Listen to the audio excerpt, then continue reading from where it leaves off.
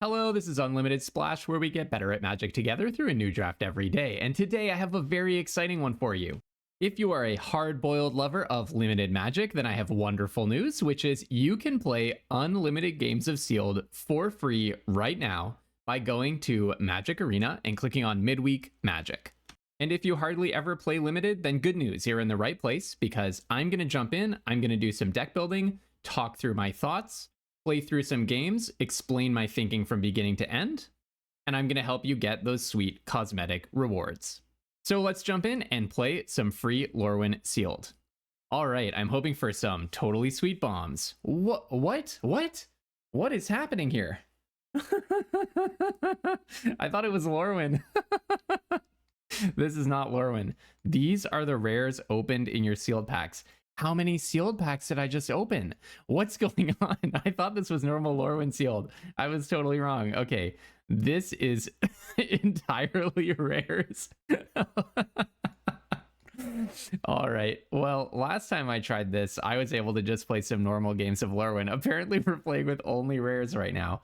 Okay, well, watch me learn what Phantom Golden Pack Sealed is in real time, I guess. Okay, what rares do I think are good in draft? Okay, well, I know that Sire... This is so ridiculous. I know that Sire of Seven Deaths is was like the best card in Foundations.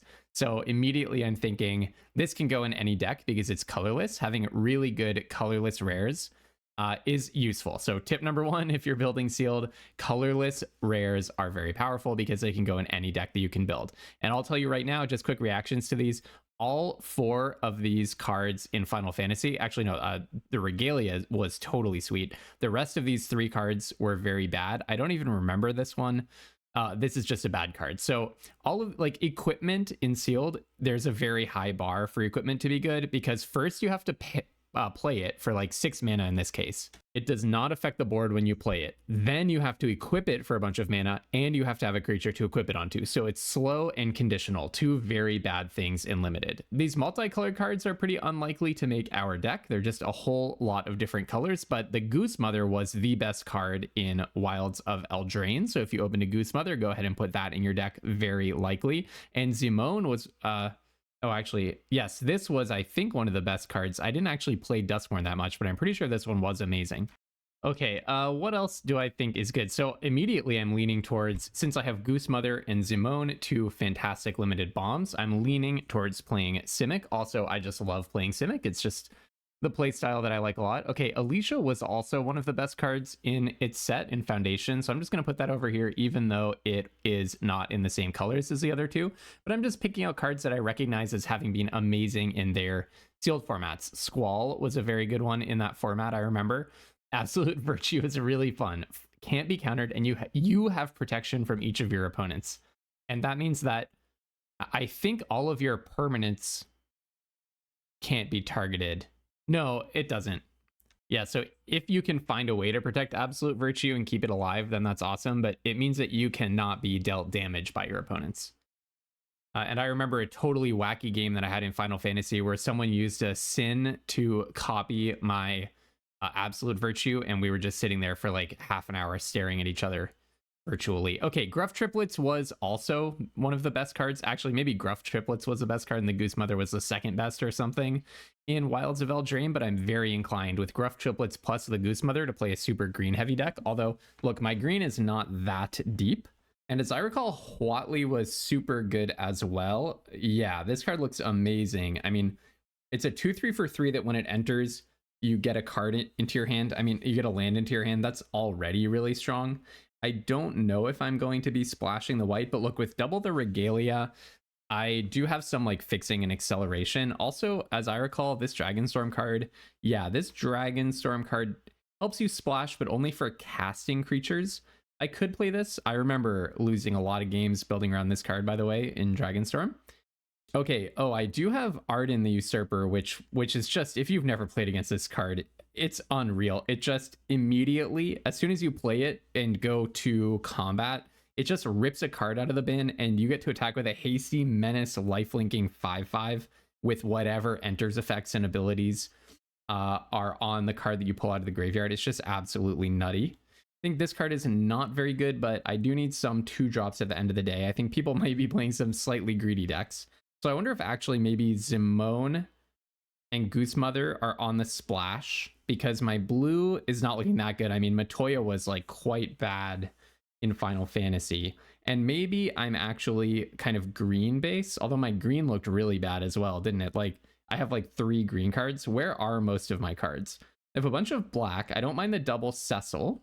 Oh yeah, Throne of the Grim Captain was such a fun build around in Lost Cavern of Ixalan. I can't believe I sat down planning to play some like actual sealed, and this is what I get. Okay, well, I'm kind of thinking like red aggro looks really, really good, doesn't it? Look at the number of red aggressive 2-drop rares that I have. This kind of feels like maybe I should do, what if I try green red aggro? Oh, Nibelheim of Flame was also, at one point, I think it was the best card in Final Fantasy draft. So what if I did something like playing green red aggro with a blue splash? I think I'm going to try to put that together. Also, Braided Net was really good if I can fit that one in. A nice thing about that is I would get to play the Pyrewood Gearhulk. Yeah, I feel like a green-red aggro deck would be a good move. Play the Gruff Triplets. I'm probably not going to play Zimone and Goose Mother in this build. Let's see. It does look like we're a little short on playables, and I also really do want to be playing some kind of ramp in this deck because I have a lot of 6-mana and 7-mana creatures. Not really seeing a ton of ramp.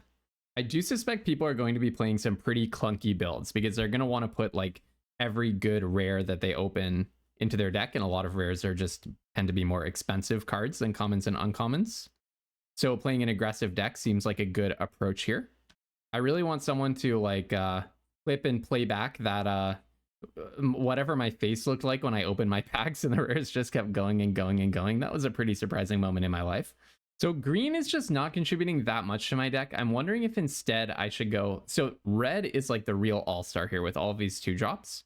I'm wondering if instead of green, I should go... I don't think white is giving very much. I could go blue-red, and then I can splash with the Regalia into my green cards. The only problem is the main splash that I have is Herd Heirloom. I would love to play Zimone and Goose Mother, but I think it's not happening at this point. So maybe I go more in like a Grixis direction. So that thought of Grixis made me try out red black with the double Cecil and all the red 2-drops. Plus I get to play Alicia, which is a fantastic card. It looks overall good. The only problem is I am running out of playables. I'm at 36. I mean, not even playables, like literally cards. I kind of have to play something like Enduring Tenacity, which is basically in my deck just a vanilla 4/3 for 4. I'm not going to stoop as low as to play Grievous Wound. And so there's not that much. There's almost literally nothing left to put in my deck. So the question is, how far can I push my mana base when I really did not get any fixing pretty much at all, unless you count the Regalia, which you really shouldn't. So I could play something like Ultima, which is not a good card, but I could play it. And then I can play Kefka, which is a fantastic card. I can include Restless Reef to give me one more little bit of fixing into blue. The problem is in my aggro deck, I really don't want to be adding another color. That's the issue. If I'm doing super aggro, I should not be 3 colors. Technically, I could just put in my 3 equipments and call it a day. Yeah, this game mode, really gives rise to some issues with playables. I know some people liked Triple Triad. It is my style of card. Okay, maybe I'll just put Triple Triad in here. This card, like enchantments that cost 6 that don't do anything, you should usually not put in your deck. But it was a build around in the format. I think Ben Werney of Limited, Lords of Limited rather, really came to like this one. So maybe I'll just put in the equipments. So basically, I'm accepting the cost of playing some clunkers, Genji Glove, Masamune. These are not good cards, as well as Ultima, another bad card. But really, it's like accepting 3 bad cards in my deck, and Triple Triad and Enduring Tenacity, on the theory that any other deck would have a worse game plan and more bad cards in it. Because I don't really have the option of playing 3 colors given the lack of fixing. And I really want to play this red game plan with 1 billion 2-drops. And I think this is likely to just win some games by default. So let's try this one out. If it doesn't go as well as I expect because my hand ends up full of a bunch of bad cards, then hey, we can always pivot. It's free sealed. So this is just a learning experience. All right, not a good hand to open things up with. So I'll mulligan that and put back Genji Glove very happily. Genji Glove is in there just as a card to mulligan, I guess. All right, so I'm going to start with the Razorkin Needlehead, which seems like a card that can push a lot of damage. It can certainly push through a Bramble Familiar. And now with Nibelheim of Flame, you can deal damage to every other creature other than a creature you control. So for example, right now, the Needlehead could kill the Bramble Familiar. Combos very nicely with Death Touch because it is the creature that you choose dealing the damage. And then if you cast it from your graveyard, you can draw a lot of cards. So this card was absolutely grotesque in Final Fantasy. And actually looking at the cards they picked, I kind of suspect that they chose very good cards for limited. I got, I think, a pretty high number of very good rares. Well, I also got a pretty high number of clunkers, so maybe not, maybe not. Down comes Hauntwood Shrieker, so I definitely want to have some big stuff. Oh, Xenos Yi Galvis gives every creature other than one creature the opponent controls -2/-2 when it enters. Also one of the best cards in Final Fantasy, but I will play the Regalia. The Regalia has haste. So let's go ahead and start Regaliaing. This card was just so ridiculous. So ridiculous. Already ramps me with a land. Pretty awesome. Maybe I do want to be in the green. Maybe I could do the green-red with the blue splash using Regalia and the various 2-drops that I have that make treasures. That might actually just be better. Also, Regalia plus Zimone seems awesome, right? Doesn't Zimone count the number of lands that come in that enter the battlefield under your control? If a land entered the battlefield under your control and you create a prime number of lands, make Primo the Indivisible. All right, so my opponent manifested Dread. And Regalia is just so good. Like, for example, and so is Nibelheim of Flame. I could here play Regalia, or activate Regalia and play Nibelheim of Flame on Regalia, board wiping everything. Oh, speaking of Death Touch. Okay, so what if now I'm wondering if this is about to unmorph. I could play Xenos targeting the Shrieker, but I think what I want to do is Cecil. I don't think I can attack with the Needlehead because I think they're just going to flip that up. So let's have this deal Death Touch damage to every other creature. They could kill Cecil in response, but they are in green-white, so I mean, they have all rares, so I don't know what to play around, but I'm assessing the probability of that as relatively low. Okay, it was a Buster Sword, so I actually could have attacked. All right, and then in comes the Regalia for another land. So when this attacks, each other attacking creatures gain indestructible. Okay. Down comes a land. Ultima! They have their own board wipe, and it destroys artifacts. That's pretty good. However, we have some other good cards up our sleeves. I don't think I'll be playing Clive right now. 2 non-land, non-token permanents if they don't, you draw 2 cards. So this is going to let me draw 2 immediately. That's pretty good, although pretty bad with Clive. Drawing another Regalia, which has haste. That's pretty sweet. Also, Nibelheim of Flame is face up, and it can just board wipe. Debris Beetle. Okay, right, it drains. Yep. Okay. Down comes Aerith Gainsborough. Okay, let's see. So summon Primal Odin. I can destroy Gainsborough.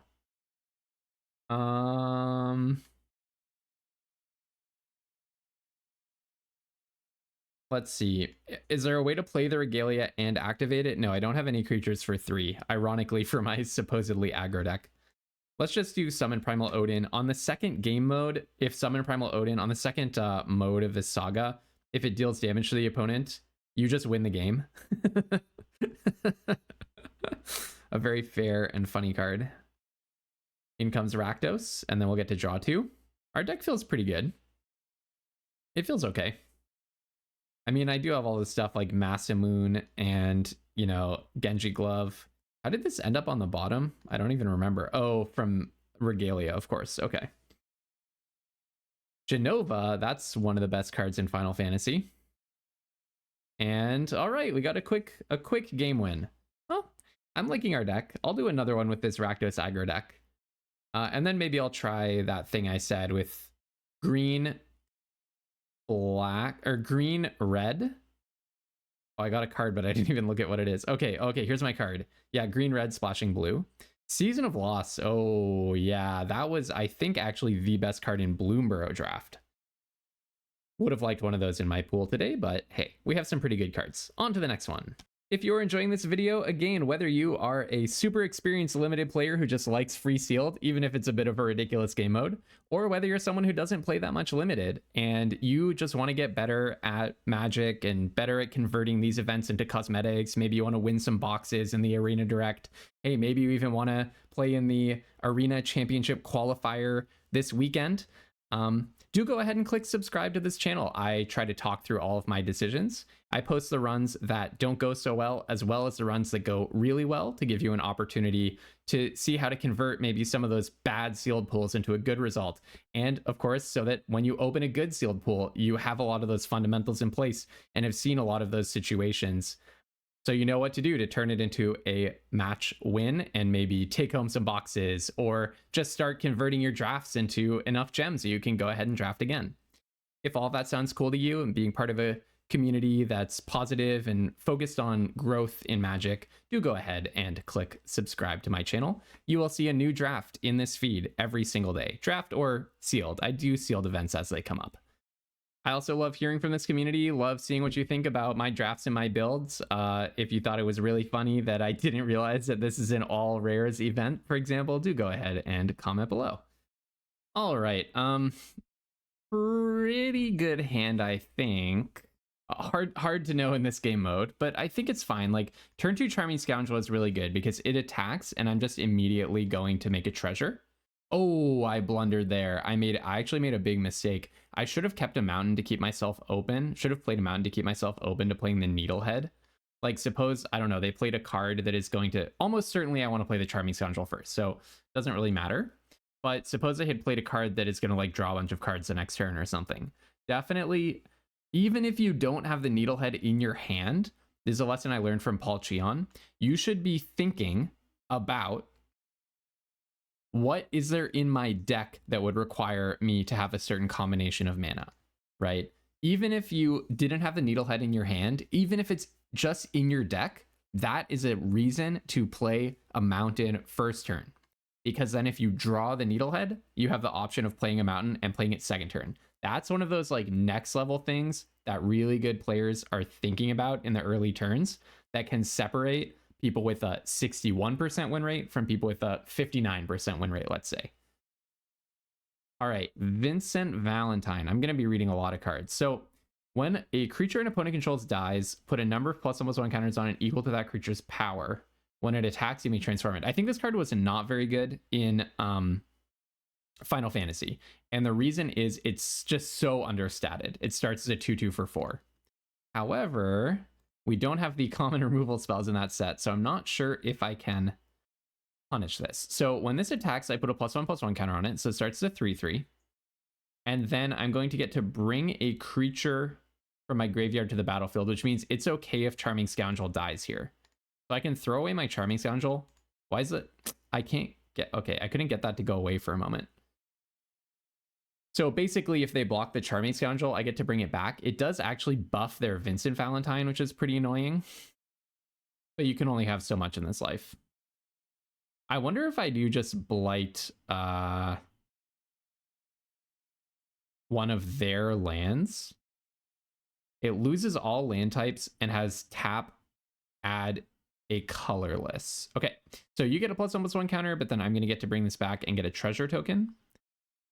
So with that in mind, I have a choice between playing Restless Vents and, or let's say Mountain into Ultima. That kind of sounds good, doesn't it? I really don't want to spend my treasure though. Well, I'm going to get a treasure next turn, but then I cannot play Primal Odin necessarily, because my other land is a tap land. But if I play the tap land this turn, it's just so bad. Yeah, let's go ahead and just play this. Oh, this is when it attacks. So actually, this could give me the 6th mana, right? Oh, an artifact went to a graveyard. Interesting. Okay, and then I'll make a treasure. All right, so that was nice. I got an extra treasure out of that. So now basically, when Ultima attacks, I'm going to make a mountain create on the colorless mana, and then I can tap it to add 2, and with that plus my treasure, I should be able to play Primal Odin. Hopefully, that's the hope. That was a really complicated turn. So when this thing attacks, you transform it, it turns into a 4/3 trample lifelink. I'm just gonna take it, right, for this turn, because next turn I can Primal Odin and destroy it. So it doesn't feel very important to kill it. I think I'm really liking the plan of playing aggro in the golden pack event. Okay, so they're not going to give me this option. Yeah, so what I'm going to do is, so I attack with Ultima. Oh, I can attack with Alicia as well. Actually, I can attack with everything for the exact same reason as last time, right? I attack with everything because Alicia gets a +1. If they block Charming Scoundrel, then I get to bring it back. Next turn, I'm going to start blighting their lands, even though it accelerates them. They're on a 3-color plan, and they have only one source of 2 of their colors. So now the question is, do I even play Primal Odin? I think so, right? It's just an absolute must answer. So let's destroy Vincent Valentine. I mean, chances are they have a board wipe. They could just have Damnation or something. But I do have Restless Vents. Like, they don't have that many turns to keep doing this. This time, though, I think I might discard, then draw. Maybe, well, Razorkin Needlehead is actually a clock as well. So let's see. Oh, Wicked Roll. This is also a way of dealing damage to them, right? When it's put into a graveyard, each opponent loses 1 life. Yeah. Okay, we had a lot of lines to kill them there. Yeah, the aggressive deck is working great. Okay, just for argument's sake, as a learning experience, I'm going to disassemble my Rakdos aggro deck, and let me show you the result of putting together a green-red ramp deck with a blue splash. Let's see how that looks. Okay, so the basic rules of splashing are if you have 1 pip of your 3rd color in your deck, then you should have 3 sources. If you have 2 pips, you should have 4 sources. This is based on some combinatoric math that I can source if people are interested. But I kind of want to play the Zimones. I would like to play the Goose Mother as well, but I don't think I can really responsibly get up to 5 sources of blue. What I have here is Huatli could fetch me a island. I have just drawing the island itself. I have the Herd Heirloom. That's 3 sources. And then 2 Regalias. I'm very fudgily counting this as a 4th source. So maybe, you know, if this were a competitive event, I would just keep playing the Rakdos deck for sure. But this is like, you know, on the verge of acceptable. We do, unfortunately, in this build, still have to play some clunkers because we do not have that many green playables. Let's try this out. I don't know. We're now in the 2 wins bracket. The competition may get pretty fierce at this point. So let's claim our last reward and let's see if it is possible to carry on with a perfect run. All right. This deck does look way worse, right? Herd Heirloom is doing nothing here. I don't even have a green actually, but even if I did, oh no, sorry. This is the one where it does add mana, but I wouldn't even be able to ramp into the Regalia with that.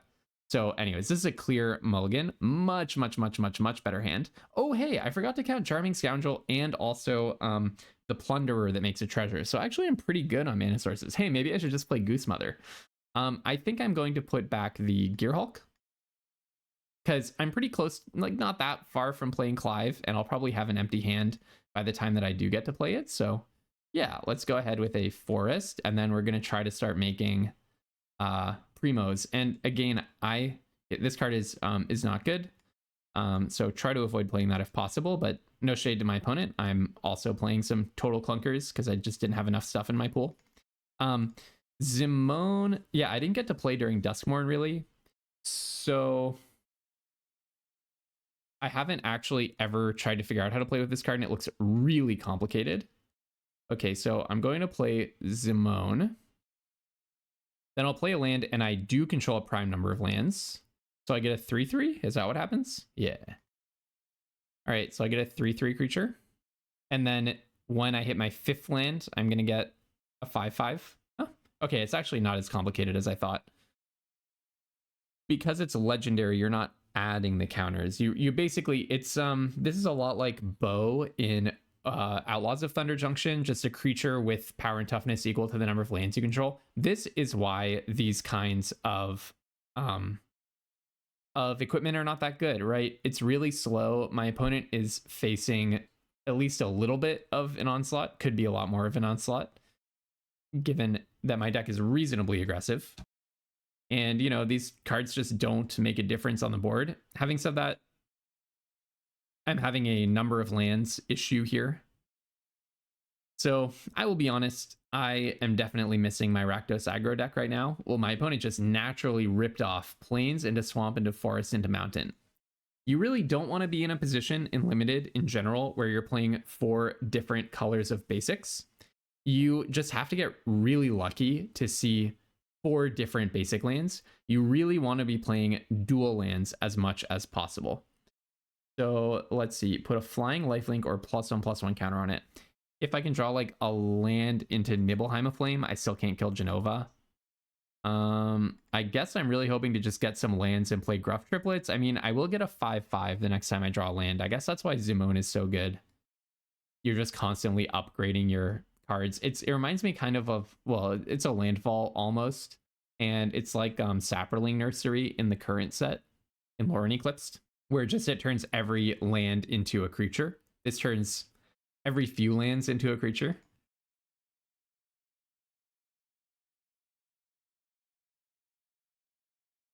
If you can find an equation for the distance between the lands that generate a creature on Zimone, then you will have solved one of the most famous open problems in the entire history of mathematics. So I recommend giving it a go, because the rewards will be pretty good if you do it. All right, so we're going to put some +1/+1 counters on Reluctant Role Model, and it's going to get in for a bunch. I think I'm pretty much ready to concede this one. Genova is going to go off pretty out of control, and everything is just completely stuck in my hand. May as well attack with the 3/3 because it's about to turn into a 5/5. I don't really think I have a way out. I don't even have the second red for Nibelheim of Flame. And anyways, we're getting out of Nibelheim of Flame territory. I think I'll keep the bigger one, please. I guess if I can play Clive and then draw Nibelheim of Flame, that could be it. Basically, draw a mountain, play Clive. They are going to do... The fact that they're buffing the role model gives me a little bit more time. No, but even in 2 turns... Yeah, I might just not have an out. Let's go back to the Rakdos one. I think that deck was better anyways. So basically, they're about to deal 5 damage to me, putting me down to 8. Oh, I guess I wasn't quite dead, but really close to it. Like, then the next turn... Oh, I think maybe they could have put a +1/+1 counter on that, so I might have just been dead on board, and I don't think I had a single draw that could get me out of that, at least as far as I could think of. Oh, I guess Sire of 7 Deaths, but I would have had to draw 2 lands, so I didn't really have that time. Okay, let's go back to the Rakdos build. Okay, here's our Rakdos build. So we tried out the fun Zimone thing for science. I can technically say that I got to make some primos, so that was cool. But I think we always knew the Rakdos build was better, and I'm ready to take down this 3rd game and just convert this into a quick few cosmetic rewards. I think this is keepable. Very, very painfully slow hand, but starting out with a 2/3 Death Toucher, you know, probably means that we are not too far behind, hopefully. And also, I was going to say the number of cheap early cards in our deck. Okay, well, there's our 3rd cosmetic. The number of cheap cards in our deck meant that we had a lot of draws that would win it there. Okay, cool. So, you know, most games, most days, I do normal drafts or events like the Arena Direct with bigger stakes than this one. If you do want to learn and get better at Magic right along with me, go ahead and click subscribe. And let's see what cosmetic we won. Okay, now anytime I play Seer Slicer Goblin, I will have a shiny card style. Very good. Thanks very much for following along, everyone. Oh, I'm not going to jump into another one. Just want to end the event. Until tomorrow, have tons of fun playing Magic, and don't be afraid to splash.